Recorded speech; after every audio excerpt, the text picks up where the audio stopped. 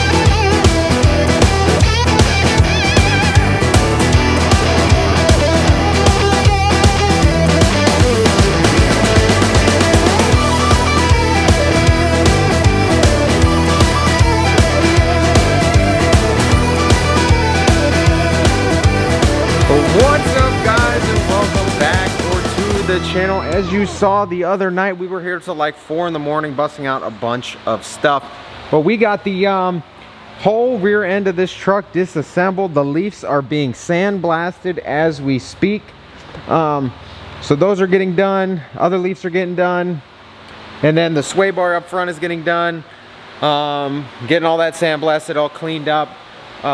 Today we got some of these things sandblasted. We actually ran out of media. I had to do the other bumper brackets, but we got the spider here sandblasted, and we got the turbo housing here sandblasted as well. So these are going to go teal in a few seconds, your time, a couple minutes my time, but we're going to go powder coat these teal, and then hopefully come back here and reassemble that turbo. And honestly, I'd like to get it on the truck, but I'm gonna see what I need V-band clamp wise, if we can get them. If we can get them in like a timely manner here. I think this one, going to the downpipe, I've got that. And then this one here, it may or may not have came with a new one. I'm not sure. If it did, then we're set. If not, then not so set. Also gonna come in here and I'm gonna wash and clean up all the grease and oil off of those plenum boots and do that. I'm gonna clean the plenums that are in there. So in the last video, I asked you guys, should I buy the $600 in, you know, upgrades for airflow? The people who own 7.3 said it's not worth it. It's kind of for looks, and that's kind of where I was at. I did want to do it for looks, but an extra 600 bucks for no reason, especially when the truck is going to be 8 inches in the air. You're not going to be able to really see down into the valley of the motor to see those plenums anyway, but you will see that spider. So that spider is going to be teal, and the turbo housing is going to be teal. But these plenums, they don't really need to go teal. So like literally, even right here, you can hardly see those plenums, especially this one that's hidden underneath these solenoids. That one's back there. You can kind of see that, but we're not worried about that. Also, when we get back, I forgot about that. We're gonna see what we can do O-ring wise. May have to wait till tomorrow to get those, but at least we're gonna get the turbo kind of assembled and maybe all this cleaned up, and I'll get that pedestal out as well, so we can clean that before it goes back in. And if I need to get new O-rings tomorrow, then in one of the next videos, that turbo will go back in. We'll bolt everything up. Boost tubes are getting blasted at the moment too, so we can get those powdered and put those in there. Might even be able to mount this intercooler today too. I just kind of want to do it all at once, reassemble that. You guys are probably wondering what that is. You probably just saw that and you're like, whoa, what's going on here? Well, we'll do this in a whole nother video because it's going to be a chore. Yeah, I think you guys can guess on what's going on with that. That just showed up from our buddy Norspec built. He built the stack for the banana ram. This one, he built me a custom brushed stack last time. This one's another custom 7-inch rolled stack. It's a little different this time, and it's not, it's gonna be sick, so hold on, just hold on, give me a little break. That one's gonna be a lot of work to get that stack to where we need it to be for that truck. So bear with me guys on that. You'll see that in one of the next videos as well. You'll see what we're doing and what exactly I decided on this truck. But that one, just like the banana ram, is also very special and unique. Nobody does it, and we did it, and it's already here. So thank you to my buddy over at Norspec built, Canadian dude, and he built some sick stacks. As you guys seen, the banana ram, the only thing that literally made it on that truck was that stack. No dents, no dings, perfect. So quality built stack. Honestly, once we get this unwrapped, you're gonna see the welds around the base. Oh, they're incredible. So that's the plan here. And oh yeah, this thing's coming together. Like I said, the leaves are being and the rest of the lift kit's being blasted at the moment too. So you know what that means. When the lift kit's done being blasted, that means it's getting powdered and it's going on here. So we're hitting the home stretch here. I know you're like, wait, this thing isn't together, the glass isn't in. I still got to wet sand and buff the entire other side. And that's a project for when the hood's closed, and then we'll get all the glass and stuff put back in due time as well. It's just not really worth it at the moment to do that because I still gotta figure out the mirror situation and all that. But we're gonna wrap up all the small little projects here and there sooner than later. So that's the plan, guys. And yeah, let's get to it.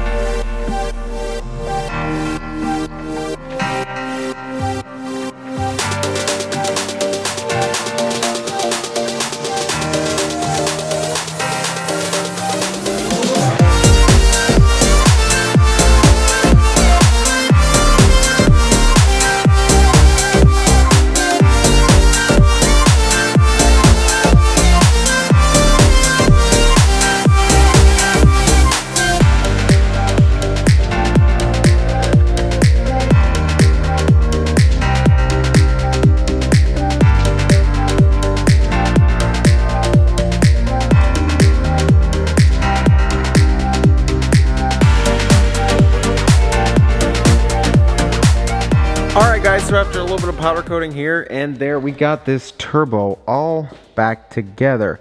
Powder coated compressor housing, huge new wastegate, new exhaust housing, and new elbow off of the whole turbocharger. This is going to reduce a lot of back pressure coming in here with the you know, the warm-up valve delete, and that's going to go straight into our new downpipe over here. This thing actually turned out super sweet. Honestly, it looks actually amazing. This is gonna look really good up under the hood of this thing. We got our spider over here in this box ready to go back in. All the sensors and stuff are in it as well, so that's gonna look really good. I gotta come in here in the morning, clean up these boots and get this thing thrown back in there. I also gotta clean up around that pedestal, and I need to find some O-rings. Hopefully we can do all that tomorrow and get that in there. Hopefully the O-rings don't hold us up, but like I said, I took a lot of your guys' advice, the people who have 7.3s, who have run modifications, power mods to 7.3s, literally saying that the plenums are literally for looks, and the fact of the matter is that this is not a, you know, barn find 7.3 with low miles. This is your typical, you know, 1999 7.3 with, you know, miles on it. So to go that extensive on a truck like this, I mean, you're going to be putting a lot of money into something that you don't really need to, especially when it's just for looks. So didn't get the upgraded plenums and didn't get the high flow spider, but we do have a lot more airflow going through that new turbo with the wicked wheel in there. If we get the turbo in, then the rest of the exhaust can actually go on, which would be sweet. So we can do that too, but we'll see how far we get in the morning, see if we can locate some O-rings without ordering them online, and hopefully we can get this back together tomorrow.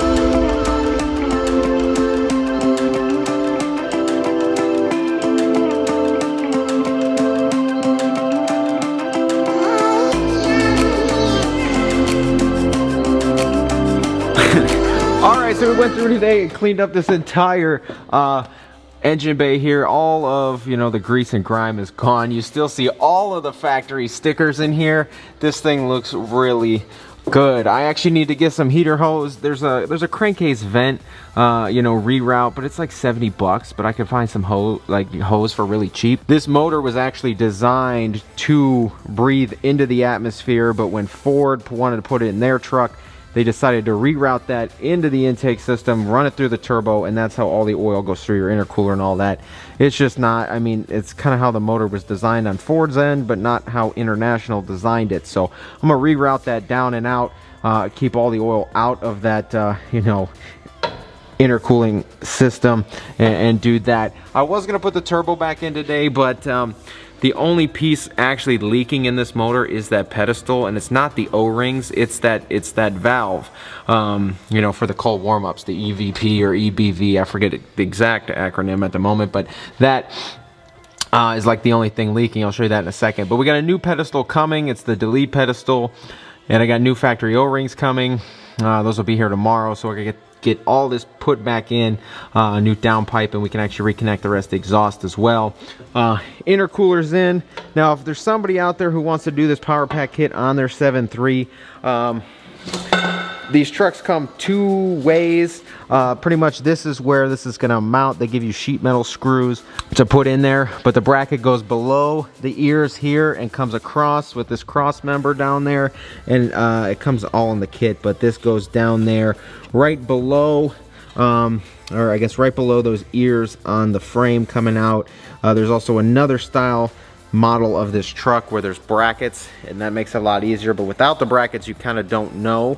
It literally says, you know, slide it in there till it's straight, get it level, and then you'll be good. But that's in there right underneath these ears. So intercoolers in, ready to go.